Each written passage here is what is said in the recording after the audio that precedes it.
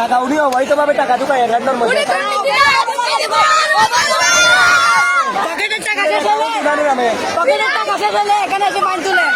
আজকে স্কুলের ক্লাস বর্জন করেছে এবং তাদের সাথেও আমরা কিন্তু একত্রতা প্রকাশ করেছি, যেহেতু তাদের কিছু ক্ষোভ বা দুঃখ কষ্ট আছে।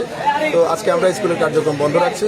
যতক্ষণ পর্যন্ত জসিম স্যার পদত্যাগ করবে না ততক্ষণ পর্যন্ত আমরা ক্যাম্প পাচ্ছি না। অবৈধ নিয়োগ, অতিরিক্ত ফি আদায়, শিক্ষার্থী, শিক্ষক ও কর্মচারীদের সাথে অশোভন আচরণ, খণ্ডকালীন শিক্ষক নিয়োগ, বাণিজ্য সহ মোট 23টি অভিযোগের আক্কা দিয়ে অবিলম্বে ফটিকছড়ি করোনেশন সরকারি মডেল উচ্চ বিদ্যালয়ের প্রধান শিক্ষক পদ থেকে মোহাম্মদ জসিম উদ্দিনের ভারপ্রাপ্ত পদত্যাগ করার দাবিতে আন্দোলনে নেমেছে স্কুলের শিক্ষার্থীরা।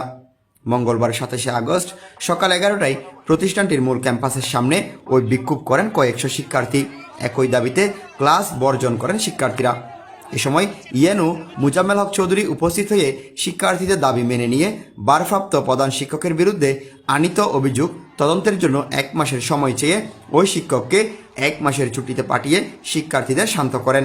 শিক্ষার্থীরা জানান, ভারপ্রাপ্ত প্রধান শিক্ষক তাদের সবার সাথে খারাপ আচরণ করতেন, অতিরিক্ত ফি আদায় করতেন, একই সাথে বিভিন্ন কারণ দেখিয়ে টাকা আদায় করতেন, স্কুলে বসে যখন তখন সিগারেট খেতেন। এছাড়াও মোট 23টি অভিযোগ করেন শিক্ষার্থীরা। বরাদ্দ চলছে ফটিকছড়ি বিবির হাটে আকর্ষণীয় মূল্যে ও সাব কবলায় ডিএম ট্রেড সেন্টারে দোকান ও কমার্শিয়াল স্পেস বুকিং চলছে। শুধু তাই নয়, মার্কেটের নির্মাণ কাজও দ্রুত গতিতে এগিয়ে চলছে। এদিকে এই ঘটনার পর ভারপ্রাপ্ত প্রধান শিক্ষকের দায়িত্ব হতে অব্যাহতি করার জন্য চিঠি দিয়েছে চট্টগ্রাম অঞ্চলের মাধ্যমিক ও উচ্চশিক্ষা আঞ্চলিক উপপরিচালক উত্তম কিসা। চিঠিতে ওই পদ থেকে অব্যাহতি করার জন্য ওনাকে অনুরোধ করা হয়। এ ব্যাপারে ওই বিদ্যালয়ের প্রধান শিক্ষক মোহাম্মদ জসিম উদ্দিন বলেন, বিদ্যালয়ে সরকারি পর্যাপ্ত শিক্ষক নেই, তাই খণ্ডকালীন শিক্ষকদের চালাতে শিক্ষার্থীদের কাছ থেকে অতিরিক্ত কিছু টাকা নেওয়া হয়। তাছাড়া আমি আওয়ামী লীগ সমর্থক এবং আমার সাথে কিছু আপন মানুষের দ্বন্দ্ব আছে, এই কারণে তারা ষড়যন্ত্র করছে। এসবের পিছনে তাদের ইন্ধনও আছে। তদন্তের মাধ্যমে অভিযোগ প্রমাণ হলে তখন আমার বিরুদ্ধে ব্যবস্থা নেওয়া হোক, কিন্তু তার আগে অব্যাহতি কেন? দাবি ছিল জসিম স্যারের পদত্যাগ, কারণ উনি আমাদের সাথে অমানবিক অত্যাচার আর আমাদেরকে উনি অশ্লীল গালি দিত, আর আমাদের অভিভাবকদের সাথে কথা বলতো উনি একজন টুকাইয়ের মতো করে। মানে একজন টুকাইয়ের সাথে মানুষ এরকম ব্যবহার করে না, যে ব্যবহারটা আমাদের অভিভাবকের সাথে করা হতো। তারপর উনি অনৈতিক আমাদের থেকে ফাইন নিত, ফি আদার কত অযৌক্তিক, যেটা অযৌক্তিক। আমরা এতদিন ত্রাণ দেওয়ার জন্য ব্যস্ত ছিলাম, এই 2-3 দিন, সেখানে আমাদের কাছে 500 টাকা ফাইন তুলে দিয়েছে। এখন সিদ্ধান্ত হচ্ছে আমাদের প্রধান শিক্ষক বরাবর প্রধান শিক্ষক বিরুদ্ধে যেহেতু অভিযোগ আছে, আমরা অভিযোগগুলো আমলে নিয়েছি এবং প্রাথমিকভাবে মনে হয়েছে অভিযোগের যৌক্তিকতাও আছে কিছু। সে কারণেই আমরা উপপরিচালক চট্টগ্রাম জোন তার সাথে আলাপ করেছি এবং সেখানে সিদ্ধান্ত হয়েছে উনি ওনার পদ থেকে আজকেই উনি অপসারিত হবেন বা পদত্যাগ করবেন, অর্থাৎ প্রধান শিক্ষক পদে উনি আর দায়িত্ব পালন করবেন না। ওনার যে মূল পদ সেই পদে উনি ফিরে যাবেন। যদি বেসরকারি স্কুল হতো এতক্ষণে পদত্যাগ করাই ফেলতাম, যেহেতু সরকারি প্রতিষ্ঠান। উনি ওনার অথরিটি হলো চিটাগাঙে ওনার অথরিটি। আজকে যদি আমি পদত্যাগ করার জন্য বলিও চিটাগাং মানবে না, কিছু নিয়ম আছে বাবা।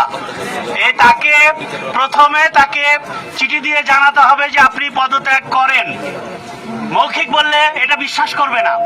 পদত্যাগ করানোর জন্য চিঠি দেওয়ার পর উনি তারপরে পদত্যাগ করবেন জেলাতে। যে আপাতত প্রধান শিক্ষক পদে সিনিয়র মোস্ট 3 জন শিক্ষক, তাদের একটা প্যানেল কাজ করবে এবং তাদের আর্থিক ক্ষমতা সরকারি নিয়ম মোতাবেক, অর্থাৎ মাধ্যমিক শিক্ষা অধিদপ্তরের মহাপরিচালকের মাধ্যমে আর্থিক ক্ষমতা সিনিয়র মোস্ট শিক্ষককে আপাতত দিয়ে দেওয়া হবে। এর পরবর্তীতে ওনার বিরুদ্ধে যে অভিযোগগুলো আসছে ওই অভিযোগগুলোর জন্য তদন্ত করার জন্য আমি আজকেই এই অভিযোগগুলোর তদন্তের জন্য একজন তদন্ত কর্মকর্তা নিয়োগের জন্য আমরা মাধ্যমিক শিক্ষা অধিদপ্তরের বরাবর আমরা প্রেরণ করে দেব। এর পরবর্তীতে তদন্ত হয়ে যদি সত্যতা পাওয়া যায় তার বিরুদ্ধে অবশ্যই আইনগত ব্যবস্থা গ্রহণ করা হবে। আমাদের প্রধান শিক্ষকের রুমে বসে পায়ের পর পা তুলে সবার সাথে আচরণটা অনেক খারাপ করে। উনি অনেক খারাপ আচরণ করে আমাদের স্টুডেন্টদের সাথে। আমরা স্টুডেন্টরা মানে স্বাধীনতা বলতে কিছু নাই আমাদের এই স্কুলে। তারপর উনি মাসে আসে 2 বার, উনি মাসের সিগনেচার একেবারে করে দিয়ে চলে যায়। উনি ওনার কাজ বিভিন্ন স্যার দিয়ে করায়, যাবেন আর আমাদের যে আন্দোলন ছিল তা সুস্থ ছিল, ওটা স্যারদেরকে সম্মান জানিয়ে করা হয়েছে, ওখানে কোনো অশুভ কাজ করা হয় নাই। আমাদের দাবিটা যদি মানা না হয় আমরা আবার মাঠে নামবো, আমরা আন্দোলন চালিয়ে যাবো, আমরা এটা মানব না। এ বিষয়ে জানতে চাইলে উপজেলা নির্বাহী কর্মকর্তা মোহাম্মদ মোজাম্মেল হক চৌধুরী বলেন,